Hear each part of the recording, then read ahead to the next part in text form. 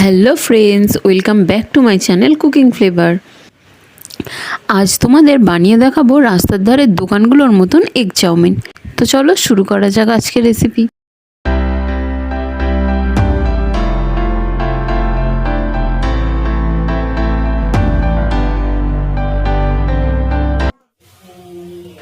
Egg chowmein বানানোর জন্য প্রথমেই আমরা চাউমিনটাকে সেদ্ধ করে নেব। তার জন্য প্রথমেই কড়াইতে দিয়ে দিচ্ছি পরিমাণ মতো জল আর লবণ। এবার এর মধ্যে চাউমিনটা দিয়ে দেব। দিয়েই নাড়াচাড়া করতে যাবেন না, যখন এটা একটু নরম হয়ে আসবে তখন এটা ভালো করে মিশিয়ে নিতে হবে। আর চাউমিনটা কিন্তু একদম ফুটন্ত গরম জলে দিতে হবে। আর যখন এটা নরম হয়ে আসবে তখন গ্যাসের ফ্লেমটা কিন্তু একদম মিডিয়াম করে দিতে হবে। আর এটা সেদ্ধ হতে মোটামুটি 5 মিনিট মতো লাগে। তো এটা আমাদের সেদ্ধ হয়ে গেছে, এটা ঢেলে নেব। আর সাথে সাথে কিন্তু এটা ঠান্ডা জলে ধুয়ে নিতে হবে, না তো এটা গরম অবস্থায় রাখলে বেশি সেদ্ধ হয়ে যাবে। তো জল দিয়ে এটা ভালো করে ধোয়া হয়ে গেলে এর মধ্যে সাদা তেল দিয়ে ভালো করে মাখিয়ে নেব, তাহলে এটা একটার গায়ে আরেকটা লেগে যাবে না। তো বাজারে দেখবেন দু ধরনের চাউমিন পাওয়া যায়, একটা সরু আর একটা মোটা। তো চেষ্টা করবেন এই সরুটা নিয়ে নেওয়ার। এবার কড়াইতে দিয়ে দিচ্ছি আবার একটু সাদা তেল, আর এর মধ্যে এবার ডিমটাকে ভেজে নেব।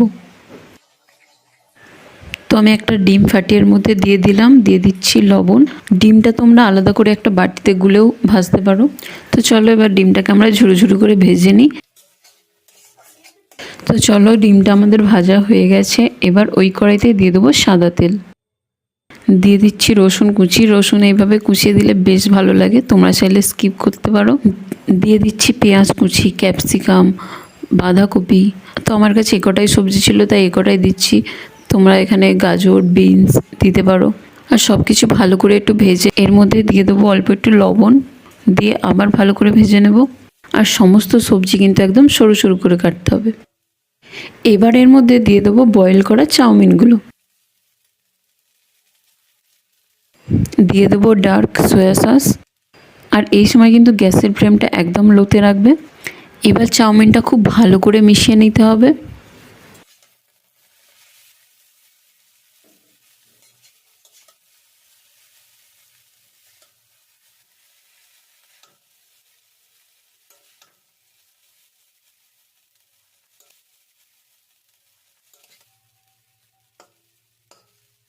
এবার ফাইনালি এর মধ্যে দিয়ে দেবো ভেজে রাখা ডিমগুলো, দিয়ে আবার একটু ভালো করে মিশিয়ে নিলেই রেডি হয়ে যাবে আমাদের এগ চাউমিন।